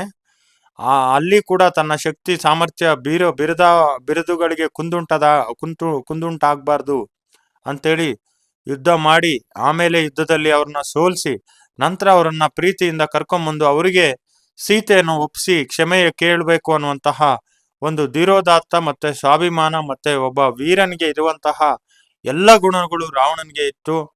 ಅವನಲ್ಲಿ ಒಳ್ಳೆ ಗುಣನೂ ಕೂಡ ಇತ್ತು ಅನ್ನುವಂಥದ್ದು ಇಲ್ಲಿ ನಾವು ಕಾಣಬಹುದು ಸ್ನೇಹಿತರೆ, ವಿದ್ಯಾರ್ಥಿಗಳೇ. ಈಗ ಪ್ರಶ್ನೆ ಸಂಖ್ಯೆ 38. ರಕ್ಷಿಸಬೇಕಾದವರೇ ಭಕ್ಷಕರಾದರೆ ಒದಗುವ ವಿಘಟನೆಯನ್ನ ಬಸವಣ್ಣನವರು ಹೇಗೆ ಚಿತ್ರಿಸಿದ್ದಾರೆ? 38ನೇ ಪ್ರಶ್ನೆ. ಸರಿಯಾದ ಉತ್ತರವನ್ನ ನೋಡ್ತಾ ಹೋಗೋಣ. ನಮ್ಮನ್ನ ಕಾಯಬೇಕಾದವರೇ ಕೊಲ್ಲುವ ಸಂಚು ಹೂಡಿದಾಗ ಇನ್ನಾರು ಕಾಯಲಾರರೆಂಬ ಸಂಗತಿಯನ್ನ ಬಸವಣ್ಣನವರು ತಮ್ಮ ವಚನಗಳಲ್ಲಿ ಹಲವು ನಿದರ್ಶನಗಳೊಂದಿಗೆ ಸೊಗಸಾಗಿ ಚಿತ್ರಿಸಿದ್ದಾರೆ. ಮನೆಯ ಒಲೆ ಹತ್ತಿ ಉರಿದರೆ ಒಲೆ ಎದುರು ನಿಲ್ಲುವ ಶಕ್ತಿ ನಮಗಿದೆ. ಆದರೆ ನಾವು ನಿಂತ ನೆಲವೇ ಹೊತ್ತಿ ಉರಿದರೆ ನಾವು ನಿಲ್ಲುವುದಾದರೂ ಎಲ್ಲಿ? ಕೆರೆಯ ಏರಿಯೇ ನೀರನ್ನೆಲ್ಲ ಕುಡಿದರೆ ಕೆರೆಯ ನೀರಿಗೆ ರಕ್ಷಣೆ ಇರದು. ಬೇಲಿ ಇರುವುದು ಬೆಳೆಯನ್ನ ರಕ್ಷಿಸಲು, ಅದೇ ಬೆಳೆಯನ್ನು ಮೇಯ್ದರೆ ಹೇಗೆ? ಅದರಂತೆ ಮನೆಯನ್ನ ಪಾಲಿಸಬೇಕಾದ ಗೃಹಿಣಿ ತಾನೇ ಕಳ್ಳಿಯಾದ್ರೆ, ಅಮೃತವಾಗಬೇಕಾದ ತಾಯಿ ಎದೆ ಹಾಲು ವಿಷ ಆಗಿ ಕೊಲ್ಲುವಂತಾದ್ರೆ? ಈ ರೀತಿ ಎಲ್ಲ ಪ್ರಶ್ನೆಗಳನ್ನ ಬಸವಣ್ಣ ವಿಘಟನೆಗಳು ಕೂಡ ಕಾಯುವ ದೈವದ ಕೊಲ್ಲುವ ಬುದ್ಧಿಯಾಗಿದೆ, ಹೀಗಾದಲ್ಲಿ ರಕ್ಷಿಸಲು ಇನ್ಯಾರಿಗೆ ಸಾಧ್ಯವಿಲ್ಲ ಅನ್ನುವಂಥದ್ದನ್ನ ಬಸವಣ್ಣ ಇಲ್ಲಿ ವಿವರಿಸಿದ್ದಾರೆ. ಹಾಗೆ ಇಲ್ಲಿ ದ್ರೌಪದಿ ಅವಮಾನಕ್ಕೊಳಗಾದ 3 ಪ್ರಸಂಗಗಳನ್ನ ವಿವರಿಸಿ. 39ನೇ ಪ್ರಶ್ನೆ. ದ್ರೌಪದಿ 3 ಸಲ ಅವಮಾನಕ್ಕೊಳಗಾಗ್ತಾಳೆ. ನೋಡಿ, ಅಲ್ಲಿ ಭೀಮನ ಮುಂದ್ಗಡೆ ಹೇಳ್ತಾ ಹೋಗ್ತಾಳೆ 3 ಪ್ರಸಂಗವನ್ನ ಭೀಮನನ್ನ ತನ್ನ ಕಡೆ ಒಲಿಸ್ಕೊಳ್ಳೋದಕ್ಕೆ. ಪಾಪಿ ಕೌರವನು ಅವಳನ್ನ ದ್ರೌಪದಿಯನ್ನ ಮುಂದಲೇ ಹಿಡಿದು ಎಳೆತರಿಸಿ ದುಶ್ಯಾಸನನಿಂದ ವಸ್ತ್ರಾಪರಣ ಮಾಡಿಸ್ತಾನೆ. ಎರಡನೇದಾಗಿ ಅರಣ್ಯವಾಸದಲ್ಲಿದ್ದಾಗ ಸೈಂಧವ ದ್ರೌಪದಿಯನ್ನ ಅಪಹರಿಸ್ಕೊಂಡು ಹೋಗಿ ಅವಮಾನಿಸಿರ್ತಾನೆ. ಹಾಗೆ ಕೀಚಕ ರಾಜಸಭೆಯಲ್ಲೇ ದ್ರೌಪದಿಯನ್ನ ಅವಳ ಗಂಡಂದಿರ ಎದುರೇ ಎಡಗಾಲಿಂದ ಒದ್ದು ಬೀಳಿಸಿದಂತಹ ಅಪಮಾನ. ಒಟ್ಟಾರೆ 3 ಬಾರಿ ಅಪಮಾನಿಸ್ತಾರೆ. ಒಂದು ದುಶ್ಯಾಸನ ಕೌರವ ಅಪಮಾನಿಸೋದು, ಸೈಂಧವ ಅಪಹರಿಸ್ಕೊಂಡೋಗಿ ಅಪಮಾನಿಸೋದು, ಕೀಚಕ ಕಾಲಿಂದ ಒದ್ದು ಅಪಮಾನಿಸೋದು. ಇಷ್ಟು. ಇದಾದ್ಮೇಲೆ ನಮ್ಗೆ ಇನ್ನೊಂದು ಆಪ್ಷನಲ್ ಪ್ರಶ್ನೆ, ನಮ್ಗೇನು ಪ್ಯಾಸೇಜ್ ಟೈಪ್ ಕ್ವಶನ್ ಇರುತ್ತೆ, ಅಲ್ಲೇ ಪದ್ಯ ಕೊಟ್ಟಿರ್ತಾರೆ. ಆ ಪದ್ಯವನ್ನು ಓದ್ಕೊಂಡು ಕೆಳಗಡೆ ನಮ್ಗೆ 1 ಮಾರ್ಕ್ 2 ಪ್ರಶ್ನೆ ಇರುತ್ತೆ, 2 ಮಾರ್ಕ್ 1 ಪ್ರಶ್ನೆ ಇರುತ್ತೆ. ಒಟ್ಟು 4 ಮಾರ್ಕ್ಸ್ಗೆ ಸಂಬಂಧಪಟ್ಟಂತೆ ಆಪ್ಷನಲ್ 1 ಪ್ರಶ್ನೆ ಇರುತ್ತೆ. ನೀವು ಒಂದು ಕ್ಲಾರಿಟಿ ಏನಂದ್ರೆ, ಒಟ್ಟಾರೆ ಈ ಭಾಗದಲ್ಲಿ ಈ ಪಾರ್ಟಿಷನ್ ಅಲ್ಲಿ 4 ಕ್ವಶನ್ ಅಲ್ಲಿ ಯಾವ್ದಾದ್ರು ಕ್ವಶನ್ ಬಿಡ್ಬೋದು. 1 ಕ್ವಶನ್ ಅನ್ನ ನೀವು ಇದೇ ಪ್ರಶ್ನೆ ಬಿಟ್ರು ಪರವಾಗಿಲ್ಲ, ಏನ್ ತೊಂದರೆ ಇಲ್ಲ. ಅಥವಾ ಇದು ಬರ್ದು ಇನ್ನು ಯಾವ್ದೋ ಒಂದು ಬಿಟ್ರು, ಒಟ್ಟು 4ರಲ್ಲಿ ಯಾವ್ದಾದ್ರು 1 ಬಿಡ್ಬೇಕು, 3 ಬರಿಬೇಕು. ನೋಡಿ, ಅಲ್ಲಿ ಉಣದಿರ್ಪ ದನಮಿರ್ದೊಡೇನು ಸುತನಿರ್ದೇನು ಮುಪ್ಪಿನಲ್ಲಾಗದ, ಒಣಗಲ್ ಪೈರಿಗೆ ಬಾರದಿರ್ದ ಮಳೆ ತಾಂ ಬಂದೇನ ಆಪತ್ತಿ ನೋಳ್, ಮಣಿದುಂ ನೋಡದ ಬಂಧುವೇತ ಕೆಣಿಸಲ್ ಕಾಲೋಚಿತ ಕೈದಿದ ತೃಣವೇ ಪರ್ವತವಲ್ಲವೇ ಹರಹರ ಶ್ರೀಚನ್ನ ಸೋಮೇಶ್ವರ. ಅಂದ್ರೆ ಅಲ್ಲಿ ಪ್ರಶ್ನೆ ನೋಡಿ, ಬೆಳೆಗೆ ಮಳೆ ಯಾವಾಗ ಬರಬೇಕು, ಬೆಳೆ ಒಣಗುವ ಸಮಯಕ್ಕೆ ಮಳೆ ಬರಬೇಕು ಅನ್ನುವಂಥದ್ದು ಇದೆ ಇಲ್ಲಿ ಇರುವಂಥದ್ದು. ಅಂದ್ರೆ ಬೆಳೆ ಒಣಗ್ತಾ ಇದೆ ಅನ್ನುವಾಗ ಮಳೆ ಬಂದ್ರೆ ಅದು ಬೆಳೆ ಉಳ್ಕೊಳ್ಳುತ್ತೆ. ಹಾಗೆ ಇಲ್ಲಿ ಈ ಪದ್ಯದ ಕವಿಯ ಅಂಕಿತ ನಾಮ ಏನು? ಅಲ್ಲಿ ಸರಿಯಾದಂತಹ ಉತ್ತರ ಅಲ್ಲಿ ಹರಹರ ಶ್ರೀಚನ್ನ ಸೋಮೇಶ್ವರ, ಪುಲಿಗೆರೆ ಸೋಮನಾಥನ ಅಂಕಿತ. ಅದು ಚಿತ್ತಕ್ಕಾದ ಹುಲ್ಲುಕಡ್ಡಿಯ ಕೂಡ ಪರ್ವತಕ್ಕೆ ಸಮಾನ ಎಂಬ ಹೇಳಿಕೆಯನ್ನು ಸಮರ್ಥಿಸಿ ಅಂತಿದೆ. ಅಂದ್ರೆ ಕಷ್ಟ ಕಾಲದಲ್ಲಿ ಆದಂತಹ ಚಿಕ್ಕ ಸಹಾಯವು ಕೂಡ ಒಂದು ಪರ್ವತಕ್ಕೆ ಸಮ ಅನ್ನುವಂಥದ್ದನ್ನ ಇಲ್ಲಿ ಯಾವ ತರ ಹೇಳಿದ್ದಾರೆ ಅಂತ. ಅಂದ್ರೆ ಏನೇ ಇದ್ರೂ ಕೂಡ ಅನುಭವಿಸಲಾಗದ ಸಂಪತ್ತು ಎಷ್ಟಿದ್ರೆ ಏನು, ಉಪಯೋಗಕ್ಕೆ ಬರದೇ ಇರೋ ಹಣ ಎಷ್ಟಿದ್ರು ಲಾಭ ಇಲ್ಲ. ವಯಸ್ಸಾದಾಗ ತಂದೆ ತಾಯಿ ನೋಡ್ಕೊಳ್ದೇ ಇರೋ ಮಗ ಇದ್ರೇನು ಸತ್ರೇನು. ಹಾಗೆ ಇಲ್ಲಿ ಒಣಗುವ ಪೈರಿಗೆ ಮಳೆ ಸಕಾಲಕ್ಕೆ ಬರದೇ ಇದ್ರೆ ಅಲ್ಲಿ ಅನಂತರ ಮಳೆ ಬಂದ್ರೆ ಅದು ವ್ಯರ್ಥ. ಕಷ್ಟ ಕಾಲದಲ್ಲಿ ಸಹಾಯಕ್ಕೆ ಬರುವವನೇ ನಿಜವಾದ ನೆಂಟ. ಕಷ್ಟಕ್ಕೊದಗದ ನೆಂಟನಿದ್ದು ಕೂಡ ಪ್ರಯೋಜನ ಇಲ್ಲ. ಹಾಗಾಗಿ ಕಷ್ಟ ಕಾಲದಲ್ಲಿ ಆ, ಹುಲ್ಲು ಕಡ್ಡಿಯು ಕೂಡ ಒಂದು ಪರ್ವತಕ್ಕೆ ಸಮ ಅನ್ನುವಂಥದ್ದನ್ನ ಇಲ್ಲಿ ಹೇಳಿದ್ದಾರೆ. ಇದಾದ್ಮೇಲೆ ನಮ್ಗೆ 5-6 ವಾಕ್ಯಗಳಲ್ಲಿ ಉತ್ತರಿಸಿ ಗದ್ಯ ಭಾಗ. 41ನೇ ಪ್ರಶ್ನೆ. ಬಸಲಿಂಗ ಕೊನೆಯಲ್ಲಿ ಯಾವ ನಿರ್ಧಾರಕ್ಕೆ ಬರ್ತಾನೆ, ಅದಕ್ಕೆ ಕಾರಣ ಏನು ಅನ್ನುವಂಥ ಪ್ರಶ್ನೆ. ಬಸಲಿಂಗನ ಬಲಗಣ್ಣಿನ ನೋವು ಭೀಕರ ಆಗುತ್ತೆ. ಬರ್ತಾ ಬರ್ತಾ ದೃಷ್ಟಿ ಮಂದ ಆಗ್ತಾ ಇರೋದನ್ನ ಅವನು ಗಮನಿಸ್ತಾನೆ. ಡಾಕ್ಟರ್ ಚಂದ್ರಪ್ಪನವರು ತಿಮ್ಮಪ್ಪನವರಂತ ಪ್ರಾಮಾಣಿಕ ಪ್ರತಿಭಾವಂತ ಡಾಕ್ಟ್ರಿಂದ ಆಗದೆ ಇರೋ ಕೆಲಸ ನನ್ನಿಂದ ಆಗೋದಿಲ್ಲ ಅಂತೇಳಿ ಆ ಬಸಲಿಂಗನಿಗೆ ಹೇಳ್ತಾರೆ. ಕೊನೆಗೆ ಬಸಲಿಂಗನಿಗೆ ತಾನು ಉಡಾಫೆ, ಸುಳ್ಳು, ಜಾತಿ, ಮಠದ ಗುರು ಯಾರು ಕೂಡ ನನ್ನ ಕಣ್ಣು ಉಳಿಸೋದಿಲ್ಲ ಅನ್ನೋದು ಅವನಿಗೆ ಕ್ಲಾರಿಟಿ ಸಿಗ್ತಾ ಹೋಗುತ್ತೆ. ಡಾಕ್ಟರ್ ತಿಮ್ಮಪ್ಪನವರನ್ನೇ ಮತ್ತೆ ಕಾಣೋದಕ್ಕೆ ಅವನು ನಿರ್ಧಾರ ಮಾಡಿ ಅವರನ್ನ ಭೇಟಿಯನ್ನ ಆಗ್ತಾನೆ.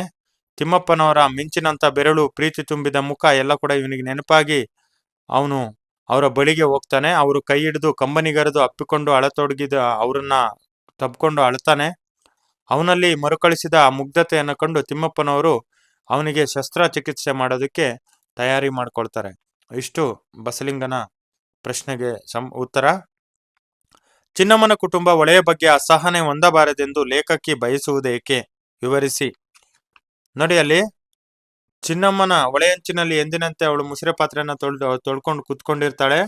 ಒಳೆಗೆ ಬೈಗುಳವನ್ನ ಬೈತಾ ಇರ್ತಾಳೆ. ಅಲ್ಲಿ ಅದಕ್ಕೆ ಲೇಖಕಿಯು ಚಿನ್ನಮ್ಮಳ ಅಸಹನೆ ಕಾರಣಗಳೇನೇ ಇದ್ರೂ ಕೂಡ ಒಳೆ ಬಹಳಷ್ಟು ಸಹಾಯಗಳನ್ನ ಅವಳಿಗೆ ಮಾಡಿರುತ್ತೆ. ಅಂದ್ರೆ ಅಲ್ಲಿ ಚಿನ್ನಮ್ಮನಿಗೆ ಒಳೆಗೆ ಬೈಯೋದು ಅವಳು ಮಾಡ್ತಾ ಇರ್ತಾಳಲ್ಲ, ಅದಕ್ಕಿಂತ ಹೆಚ್ಚಾಗಿ ಒಳೆ ಅವಳಿಗೆ ಸಹಾಯ ಮಾಡಿರುತ್ತೆ. ಏನ್ ಸಹಾಯ ಮಾಡಿದೆ ಅಂದ್ರೆ ಅಲ್ಲಿ ಬಹಳಷ್ಟು ವಸ್ತುಗಳನ್ನ ತಂದಾಕಿದೆ. ಮಳೆಗಾಲದಲ್ಲಿ ಮೀನುಗಳನ್ನ, ಅಷ್ಟೇ ಅಲ್ಲದೆ ಸೌದೆ ಕಟ್ಟಿಗೆಗಳನ್ನ, ತೆಂಗಿನಕಾಯನ್ನ ಆಟಿ, ಸೋಣ, ಪಾತ್ರೆ, ಪಗಡಿ, ಸೌದೆ ಕಟ್ಟಿಗೆ, ಕೋಳಿ, ಕುರಿ, ಏಣಿ, ದೋಣಿ, ರಿಪ್ಪು, ಪೊಕ್ಕಾಸು ಚಿನ್ನಮ್ಮ ಕುದುಪರ ಮಡಲಿಗೆ ತಗೊಂಡು ಬಂದು ಅದು ಕೊಡ್ತಾ ಹೋಗಿದೆ. ಹಾಗಾಗಿ ಅಷ್ಟೆಲ್ಲ ಉಪಕಾರ ಇರೋದ್ರಿಂದ ಲೇಖಕಿ ಚಿನ್ನಮ್ಮ ಕುಟುಂಬ ಒಳೆಯನ್ನ ಬೈಕೋಬಾರ್ದು ಅಂತೇಳಿ ಲೇಖಕಿ ಇಲ್ಲಿ ಬಯಸ್ತಾ ಇದ್ದಾರೆ ವಿದ್ಯಾರ್ಥಿಗಳೇ. ಈಗ ಪದ್ಯ ಗದ್ಯ ಆಯ್ತು. ಈಗ ದೀರ್ಘ ಗದ್ಯದ 5-6 ವಾಕ್ಯ ನೋಡೋಣ. ಡ್ರೈವರ್ ಅಬ್ಬಾಸ್ ಮತ್ತು ಕ್ಲೀನರ್ ಕೃಷ್ಣ ಸಾವಿಗೆ ಕೃಷ್ಣೇಗೌಡರ ಆನೆ ಕಾರಣವೇ. ಡ್ರೈವರ್ ಅಬ್ಬಾಸ್ ಕ್ಲೀನರ್ ಕೃಷ್ಣ ಸಾವಿಗೆ ಆನೆ ಕಾರಣನ. ಒಂದಿನ ರಾತ್ರಿ ಡ್ರೈವರ್ ಅಬ್ಬಾಸ್ ಲೋಡಿ ತುಂಬಿರುವಂತ ಲಾರಿಯನ್ನು ಓಡಿಸ್ಕೊಂಡು ಬರ್ತಾ ಇದ್ದ. ಅಬ್ಬಾಸ್ಗೆ ಇದ್ದಕ್ಕಿದ್ದಂಗೆ ಅವ್ನು ಬೀಡಿ ಚಟ ಇರತ್ತೆ, ಬೀಡಿ ಸೇದ್ಬೇಕು ಅಂತೇಳಿ ಅವನಿಗೆ ಅನಿಸುತ್ತೆ. ಕ್ಲೀನರ್ ಕೃಷ್ಣ ಕೈಗೆ ಸ್ಟೇರಿಂಗ್ ಕೊಡ್ತಾನೆ. ಬಾರ ಇಲ್ಲಿ ಸ್ಟೇರಿಂಗ್ ಇಟ್ಕೊಳ್ಳೋ ಅಂತೇಳಿ ಸ್ಟೇರಿಂಗ್ ಕೊಡ್ತಾನೆ. ಅಂದ್ರೆ ಗಾಡಿ ಹೋಗ್ತಾ ಇರುತ್ತೆ, ಸ್ವಲ್ಪ ಓಡಿಸು ಅಂತ ಕೊಡ್ತಾನೆ. 1-2 ದಮ್ಮು ಬೀಡಿ ಎಳಿತಾನೆ. ಹೊಗೆ ಬಿಟ್ಟು ತಲೆ ಎತ್ತಿ ನೋಡೋಷ್ಟ್ರಲ್ಲಿ ಲಾರಿ ಮರದ ಕಡೆ ಹೋಗ್ತಾ ಇರುತ್ತೆ. ಸಡನ್ ಆಗಿ ಕೂಗ್ಕೊಂಡು ಸ್ಟೇರಿಂಗ್ಗೆ ಕೈ ಹಾಕಿ ಲಾರಿ ಮೂತಿಯನ್ನ ತಿರುಗಿಸೋದಕ್ಕೆ ಅಬ್ಬಾಸ್ ಟ್ರೈ ಮಾಡ್ತಾನೆ. ಆದ್ರೆ ಕೃಷ್ಣ ಅಪರೂಪಕ್ಕೆ ಸಿಕ್ಕಿದ ಸ್ಟೇರಿಂಗ್ ಅನ್ನ ವಜ್ರ ಮುಷ್ಟಿಯಲ್ಲಿ ಬಿಗಿಯಾಗಿ ಇಟ್ಕೊಂಡಿರ್ತಾನೆ. ಗಾಬರಿಯಲ್ಲಿ ಅಬ್ಬಾಸಿಗೆ ಬ್ರೇಕ್ ಹಾಕೋದು ಮರ್ತೋಗ್ಬಿಟ್ಟು ಲಾರಿ ಮರಕ್ಕೆ ಡಿಕ್ಕಿ ಹೊಡೆದ ಕೂಡಲೇ ಹಿಂದ್ಗಡೆ ಇದ್ದಂತಹ ಎಲ್ಲ ದಿಮ್ಮಿಗಳು, ಮರದ್ದು ಬಡ್ಡೆಗಳು ಬಂದ್ಬಿಟ್ಟು ಕ್ಯಾಬಿನ್ ಒಳಗಡೆ ತೂರಿ ಅಲ್ಲಿ ಕೃಷ್ಣ ಮತ್ತು ಡ್ರೈವರ್ ಅಬ್ಬಾಸ್ ಇಬ್ರು ಕೂಡ ಅಲ್ಲೇ ಸತ್ತೋಗ್ತಾರೆ. ಇಲ್ಲಿ ಇವರ ಸಾವಿಗೆ ಕೃಷ್ಣೇಗೌಡರ ಆನೆ ಕಾರಣ ಅಲ್ಲ ಅನ್ನೋದನ್ನ ನಾವು ಅರ್ಥ ಮಾಡ್ಕೋಬೇಕು. 44ನೇ ಪ್ರಶ್ನೆ. ತನ್ನ ಆನೆಯ ಬಗ್ಗೆ ಕೃಷ್ಣೇಗೌಡನಲ್ಲಿ ಬೇಸರ ಮೂಡಲು ಕಾರಣಗಳೇನು? ಅವನ ಆನೆ ಬಗ್ಗೆ ಅವನಿಗೆ ಬೇಸರ ಯಾಕಾಯ್ತು? ಜನರು ಆಪಾದನೆ ಮೇಲೆ ಆಪಾದನೆ, ಸುರಿಮಳೆ ಬೈತಾ ಇರ್ತಾರೆ. ಇಲ್ಲಿ ಕಂಟಿನ್ಯೂಸ್ ಆಗಿ ಆನೆ ಮೇಲೆ ಸುರಿಮಳೆಯನ್ನ ಸುರಿಸ್ತಾ ಇರ್ತಾರೆ, ಅಂದ್ರೆ ಬೈತಾ ಇರ್ತಾರೆ. ಕೊನೆಯಲ್ಲಿ ಆನೆಯನ್ನ ಪ್ರಸ್ತಾಪಿಸ್ತಾ ಇದ್ದಾಗ ನಿಧಾನವಾಗಿ ಆನೆ ಅಪರಾಧಿ ಆಗ್ತಾ ಹೋಯ್ತು. ಲಾರಿ ಡ್ರೈವರ್ ಸಾವಿಗೆ, ಡ್ರೈವರ್ ಅಬ್ಬಾಸ್ ಕ್ಲೀನರ್ ಕೃಷ್ಣ ಸಾವಿಗೆ, ಲೈನ್ಮನ್ ತಿಪ್ಪಣ್ಣನ ಸಾವಿಗೆ, ಕಾಡಾನೆ ಅವಳಿಗೆ, ಎಲ್ಲದಕ್ಕೂ ಕೂಡ ಆನೆನೇ ಕಾರಣ ಅಂತೇಳಿ ಜನ ಹೇಳಿದ್ರು. ಕೃಷ್ಣೇಗೌಡರ ಆನೆ ಮಠದಲ್ಲಿರ್ಬೇಕಾರೆ ಆನೆ ಶಾಸ್ತ್ರ ನೋಡೋನು ಈ ಆನೆಯಿಂದ 5 ಜನ ಸತ್ತೋಗ್ತಾರೆ ಅಂತೇಳಿ ಹೇಳಿದ್ದ. ಮುನ್ಸಿಪಾಲ್ಟಿ ಮೀಟಿಂಗಲ್ಲೂ ಎಲ್ಲರೂ ಆನೆ ಮೇಲೆ ಕಂಪ್ಲೇಂಟ್ ಹೇಳಿರ್ತಾರೆ. ಈ ಎಲ್ಲ ಕಾರಣದಿಂದ ಕೃಷ್ಣೇಗೌಡರಿಗೆ ಆನೆ ಮೇಲೆ ಬೇಜಾರಾಗಿರುತ್ತೆ. ಹಿಂದೆ ಮಠದವರು ಯಾರಿಗಾದ್ರೂ ದಾಟಿಸಿದಂತೆ ನಾನು ಕೂಡ ಯಾರಿಗಾರು ಇದನ್ನ ಮಾರಬೇಕು ಅಂದ್ಕೊಂಡಿರ್ತಾನೆ. ಯಾರಿಗೆ ಮಾರೋದು ಅಂತ ಗೊತ್ತಾಗಲ್ಲ. ಸರ್ಕಸ್ ಕಂಪ್ನಿನೂ ಮುಚ್ಚೋಗಿದೆ, ಸ್ವಾಮಿಗಳ ಅಡ್ಪಲಕ್ಕಿನೂ ಇಲ್ಲ, ಬೆಂಚ್ ಕಾರುಗಳು ಬಂದಿದ್ದಾವೆ. ಕಾಡಿಗೆ ಕಳಿಸ್ಬಿಡೋಣ ಅಂದ್ರೆ ಅದು ಊರಿನ ಆನೆ. ಆನೆ ಕತ್ತಿಗೆ ಕಟ್ಟಿಕೊಂಡ ಕಲ್ಲು ಗುಂಡಿನಂಗೆ ಇವನನ್ನ ಕಾಡ್ತಾ ಇದೆ ಅನ್ನುವಂಥದ್ದು ಇಲ್ಲಿ ಕೃಷ್ಣೇಗೌಡರ ಬೇಸರ. ಇಷ್ಟು 5-6 ವಾಕ್ಯ ವಿದ್ಯಾರ್ಥಿಗಳೇ. ಈಗ ಊ ವಿಭಾಗ ಭಾಷಾಭ್ಯಾಸ ಗ್ರಾಮರ್ ಅನ್ನ ನೋಡ್ತಾ ಹೋಗೋಣ. ಅದರಲ್ಲಿ ನೋಡಿ, ಕೆಳಗಿನ ಪ್ರಶ್ನೆಗಳಲ್ಲಿ ಯಾವುದಾದರೂ 4ಕ್ಕೆ ಸೂಚನೆಗೆ ಅನುಗುಣವಾಗಿ ಉತ್ತರಿಸಿ. ಅಂದ್ರೆ ಅಲ್ಲಿ ಏನ್ ಇನ್ಸ್ಟ್ರಕ್ಷನ್ ಇದೆ ಅದ್ರ ಪ್ರಕಾರನೇ ಆನ್ಸರ್ ಮಾಡಿ ಅಂತ ಇದೆ. ನಿಮ್ಗೆ ಇಲ್ಲಿ ಒಟ್ಟಾರೆ ನಿಮ್ಗೆ ಇಲ್ಲಿ 6 ಪ್ರಶ್ನೆ ಇರುತ್ತೆ. 6ರಲ್ಲಿ 5 ಪ್ರಶ್ನೆಗೆ 3 ಆಪ್ಷನ್ ಕೊಟ್ಟಿರ್ತಾರೆ. ನನ್ನ ಒಂದು ಸಲಹೆ ಏನಂದ್ರೆ, ಒಂದು ಪ್ರಶ್ನೆಗೆ ಏನ್ 3 ಕೊಟ್ಟಿರ್ತಾರೆ, 3 ಅಟೆಂಡ್ ಮಾಡಿ. ಅದರಲ್ಲಿ ಯಾವ್ದಾದ್ರು ಒಂದು ಮಿಸ್ಟೇಕ್ ಆದ್ರೂ ಕೂಡ ಇನ್ನೊಂದು ಮಾರ್ಕ್ಸ್ ಬರುವಂತ ಚಾನ್ಸಸ್ ಇರುತ್ತೆ. ನೋಡಿ, ಪ್ರಶ್ನೆ ಸಂಖ್ಯೆ 45. ಕೆಳಗಿನ 2 ಶಬ್ದಗಳಿಗೆ ತದ್ಭವ ರೂಪ ಬರೆಯಿರಿ. ಅಲ್ಲಿ ತತ್ಸಮ ಪದಗಳನ್ನ ಕೊಡ್ಲಾಗಿದೆ. ವೀರ, ಆಕಾಶ, ಮುಖ 3 ಶಬ್ದ ಇದೆ. ಅದರಲ್ಲಿ ವೀರ ಇದಕ್ಕೆ ಸರಿಯಾದ ಉತ್ತರ ಬೀರ. ಆಕಾಶ ಅದಕ್ಕೆ ಸರಿಯಾದ ಉತ್ತರ ಆಗಸ. ಮುಖ ಸರಿಯಾದ ಉತ್ತರ ಮೊಘ. 46ನೇ ಪ್ರಶ್ನೆ, ಕೆಳಗಿನ 2 ಪದಗಳಿಗೆ ಗುಣವಾಚಕಗಳನ್ನ ಗುರ್ತಿಸಿ ಬರೆಯಿರಿ. ಆ ಗುಣವನ್ನ, ಏನು ಗುಣ ಸೂಚಿಸ್ತಾ ಇದೆ, ಆ ಶಬ್ದ ಕೊಟ್ಟಿರ್ತಾರೆ, ಅಲ್ಲಿರುವಂತಹ ಗುಣವನ್ನ ಸೂಚಿಸ್ಬೇಕು. ಈಗ ನೋಡಿ, ಅಲ್ಲಿ ಆಸುಗಂಬಿ ಅಂದ್ರೆ ಕಂಬಿ, ಆಸಿರುವಂತಹ ಕಂಬಿಯನ್ನ ಹೇಳ್ತಾ ಇದೆ. ಎಂತಹ ಕಂಬಿ? ಆಸುಗಂಬಿ. ಇದರಲ್ಲಿ ಗುಣವಾಚಕ ಯಾವುದು ಅಂದ್ರೆ ಆಸು. ಶುದ್ಧ ನೀರು, ಅಲ್ಲಿ ವಸ್ತು ಯಾವುದು? ನೀರು. ಅದು ಹೇಗಿದೆ ಅನ್ನೋದನ್ನ ಗುಣ ತೋರಿಸ್ತಾ ಇರೋದಲ್ಲಿ ಶುದ್ಧ ನೀರು. ಇಲ್ಲಿ ಗುಣ ಯಾವುದು? ಗುಣವಾಚಕ ಅಂದ್ರೆ ಶುದ್ಧ. ದೂರದೃಷ್ಟಿ, ಆ ದೂರದೃಷ್ಟಿಯಲ್ಲಿ ಗುಣವಾಚಕ ಗುಣ ಏನು? ದೃಷ್ಟಿ ಅಂದ್ರೆ ನೋಡೋದು. ದೂರದೃಷ್ಟಿ, ಅದು ದೂರ ನೋಡ್ತಾ ಇದ್ದಾರೆ, ಹಾಗಾಗಿ ಇಲ್ಲಿ ಗುಣವಾಚಕ ದೂರ. 47ನೇ ಪ್ರಶ್ನೆ, ಕೆಳಗಿನ 2 ಪದಗಳ ವಿಭಕ್ತಿಗಳನ್ನ ಹೆಸರಿಸಿ. ಗುರುವಿಗೆ, ತಿಮ್ಮಪ್ಪನವರಲ್ಲಿ, ಕಟ್ಟಿಗೆ 3 ರೀತಿಯ ಒಂದು ವಿಭಕ್ತಿಗಳು ಕೊಟ್ಟಿದ್ದಾರೆ. ಗುರುವಿಗೆ ಗೆ ಬಂದ್ರೆ ಅಲ್ಲಿ ಚತುರ್ಥಿ ಬರುತ್ತೆ. ಚತುರ್ಥಿ ಅಂದ್ರೆ 4ನೇ ವಿಭಕ್ತಿ, ಚತುರ್ಥಿ ವಿಭಕ್ತಿ ಪ್ರತ್ಯಯ. ತಿಮ್ಮಪ್ಪನವರಲ್ಲಿ, ಅಲ್ಲಿಗೆ ಸರಿಯಾದಂತ ಒಂದು ವಿಭಕ್ತಿ ಅಂದ್ರೆ ಸಪ್ತಮಿ ವಿಭಕ್ತಿ ಪ್ರತ್ಯಯ. ಆಮೇಲೆ ಕಟ್ಟಿಗೆಯ, ಇದು ಷಷ್ಠಿ ವಿಭಕ್ತಿ ಪ್ರತ್ಯಯ ಬರುತ್ತೆ.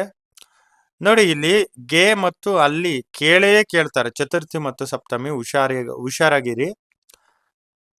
48ನೇ ಪ್ರಶ್ನೆ, ಕೆಳಗಿನ 2 ಕ್ರಿಯಾಪದಗಳ ಕಾಲವನ್ನ ಬರೆಯಿರಿ. ಅಲ್ಲಿ 3 ಪದ ಕೊಟ್ಟಿದ್ದಾರೆ. ಓದವು, ಓದಿದಳು, ನಲಿಯುತ್ತಾರೆ, ಅಲ್ಲಿ 3 ರೀತಿಯ ಒಂದು ಪದಗಳನ್ನ ಕೊಟ್ಟಿದ್ದಾರೆ. ಓದವು ಭೂತಕಾಲ, ಓದಿದಳು ಭೂತಕಾಲ, ನಲಿಯುತ್ತಾರೆ ವರ್ತಮಾನ ಕಾಲ. ಆಮೇಲೆ ಇಲ್ಲಿ 2 ನುಡಿಗಟ್ಟುಗಳನ್ನ ನಿಮ್ಮ ಸ್ವಂತ ವಾಕ್ಯದಲ್ಲಿ ಬರೆಯಿರಿ ಅಂತಿದೆ. ಕೈಯೊಡ್ಡು, ರೈಲು ಬಿಡು, ರಾಮಬಾಣ. ಕೈಯೊಡ್ಡು, ಸುಲಭವಾಗಿ ಸಿಗುವ ಯಾವುದೇ ವಸ್ತುಗಳಿಗೆ ಎಂದೂ ಕೈಯೊಡ್ಡಬಾರದು. ರೈಲು ಬಿಡು, ಅರಟೆಕೋರರು ಎಲ್ಲರೆದುರು ರೈಲು ಬಿಡುವುದು ಸರ್ವೇ ಸಾಮಾನ್ಯವಾದ ಸಂಗತಿಯಾಗಿದೆ. ರಾಮಬಾಣ, ಆಯುರ್ವೇದವು ಎಲ್ಲ ಕಾಯಿಲೆಗಳಿಗೆ ರಾಮಬಾಣವೆಂದು ಹೇಳುತ್ತಾರೆ. ತಲೆನೋವಿಗೆ ಯಾವುದೋ ಇದೆ ಔಷಧಿ ರಾಮಬಾಣ ಅಂತಾರಲ್ಲ, ಹಂಗೆ. ರೈಲು ಬಿಡೋದಂದ್ರೆ ಸುಳ್ಳು ಹೇಳೋದು, ಕೈಯೊಡ್ಡೋದಂದ್ರೆ ಭಿಕ್ಷೆ ಬಿಡೋದು. ಹಾಗಾಗಿ ಇಲ್ಲಿ ಅದು ಸ್ವಂತ ವಾಕ್ಯ. ಅನ್ಯ ದೇಶ ಶಬ್ದಗಳನ್ನ ನೀವು ಬರೆಯೋದು, ಇಂಗ್ಲಿಷ್ ಶಬ್ದ ಅಲ್ಲ, ಅನ್ಯ ದೇಶ ಪದಗಳು, ಬೇರೆ ದೇಶೀಯ ಪದಗಳನ್ನ ನೀವಿಲ್ಲಿ ಬರಿಬೇಕಾಗತ್ತೆ. 4 ಮಾರ್ಕ್ಸ್ಗೆ ನಿಮ್ಗೆ ಪ್ರಬಂಧ ಕೊಟ್ಟಿರ್ತಾರೆ. ಇಲ್ಲಿ ವಿದ್ಯಾರ್ಥಿ ಜೀವನದಲ್ಲಿ ಸಾಂಸ್ಕೃತಿಕ ಚಟುವಟಿಕೆಗಳ ಮಹತ್ವ ಅಂದ್ರೆ ನಾನು ಅಲ್ಲಿ ಕೊಟ್ಟಿದ್ದೀನಿ, ಸಾಂಸ್ಕೃತಿಕ ಚಟುವಟಿಕೆಗಳ ಇಂಪಾರ್ಟೆನ್ಸ್ ಏನೇನಿರುತ್ತೆ ಅಂತ. ನೀವು ಅದೇ ಒಂದು ಉತ್ತರವನ್ನ ಬರೆದ್ರೆ ನಿಮ್ಗೆ ಸರಿಯಾಗತ್ತೆ ವಿದ್ಯಾರ್ಥಿಗಳೇ. ಆನಂತರ ನಿಮ್ಗೆ ಅಲ್ಲಿ ಒಲಿಂಪಿಕ್ಸ್ ನಲ್ಲಿ ರೀಸೆಂಟ್ ಆಗಿ ಏನೇನೆಲ್ಲ ಸಾಧನೆಯನ್ನ ಭಾರತ ಮಾಡಿದೆ ಅದು ಕೂಡ ಅಲ್ಲಿ ಕೊಟ್ಟಿದ್ದೀನಿ. ನೀವು ಅವೆರಡನ್ನು ಕೂಡ ನೀವು ಅಲ್ಲಿ ನೋಡ್ಕೊಂಡು ಪಾಯಿಂಟ್ಸ್ ಮಾಡ್ಕೊಂಡು ಆ ಪಾಯಿಂಟ್ಸ್ ಅನ್ನ ಬರೀರಿ. ಇದಾದ ನಂತರ ಯಾವುದಾದರೂ ಒಂದು ವಿಷಯವನ್ನ ಕುರಿತು ಪತ್ರ ಬರೆಯಿರಿ ಅಂತ ಇದೆ. ಇದು ಬಂದ್ಬಿಟ್ಟು ನಿಮ್ಗೆ 4 ಮಾರ್ಕ್ಸ್ಗೆ ಲೆಟರ್ ರೈಟಿಂಗ್ ಇರುತ್ತೆ. ನನ್ನ ಪ್ರಕಾರ ಒಂದು ಆ, ನಿಮ್ಗೆ ಒಂದು ಏನಂತಂದ್ರೆ ಫಾರ್ಮಲ್ ಲೆಟರ್ ಇದ್ದೇ ಇರುತ್ತೆ ಮ್ಯಾಕ್ಸಿಮಮ್ ಪ್ರತಿ ಸಲನು. ಒಂದು ಫಾರ್ಮಲ್ ಲೆಟರ್ ಕೇಳ್ಬೋದು ಅಥವಾ ಇನ್ಫಾರ್ಮಲ್ ಕೇಳ್ಬೋದು. ಫಾರ್ಮಲ್ಲು ಹೆಚ್ಚಿಂದ ಕೇಳ್ತಾ ಬಂದಿದ್ದಾರೆ. ಇಲ್ಲಿ ನೋಡಿ ಅಡ್ರೆಸ್ಸು ಲಾಸ್ಟ್ ಟೈಮ್ ಎಲ್ಲ ಅಬಕ ಅಂತ ಎಲ್ಲ ಇತ್ತು. ಅಂದ್ರೆ ಅಬಕ ಅಂತ ಬರೀರಿ, ನಿಮ್ಮ ಹೆಸರು ಅಡ್ರೆಸ್ ಬರಿಬೇಡಿ ಅಂತೆಲ್ಲ ಇತ್ತು. ಆದ್ರೆ ಈಗ ಹಂಗಿಲ್ಲ. ಮಕ್ಳು ಕನ್ಫ್ಯೂಸ್ ಆಗಿ ಅಬಕ ಅದೆಲ್ಲ ಸರಿ ಆಗ್ಲಿಲ್ಲ. ಅದಕ್ಕೆ ನಾವೇ ಅಡ್ರೆಸ್ ಕೊಡ್ತೀವಿ. ಇಂಗ್ಲಿಷ್ ಲೆಟರ್ ಅಲ್ಲಿ ಮುಂಚೆ ಕೊಡ್ತಿದ್ರಲ್ಲ ಆ ತರ ನಾವು ಅಡ್ರೆಸ್ ಕೊಡ್ತೀವಿ. ಆ ಅಡ್ರೆಸ್ಗೆ ನೀವು ಲೆಟರ್ ಅನ್ನ ಬರೀಬೇಕು ಅಷ್ಟೇನೆ. ಹಾಗಾಗಿ ಇಲ್ಲಿ ಲೆಟರ್ ರೈಟಿಂಗ್ ಕೂಡ ಅಲ್ಲೇ ಕೊಟ್ಟಿರ್ತಾರೆ.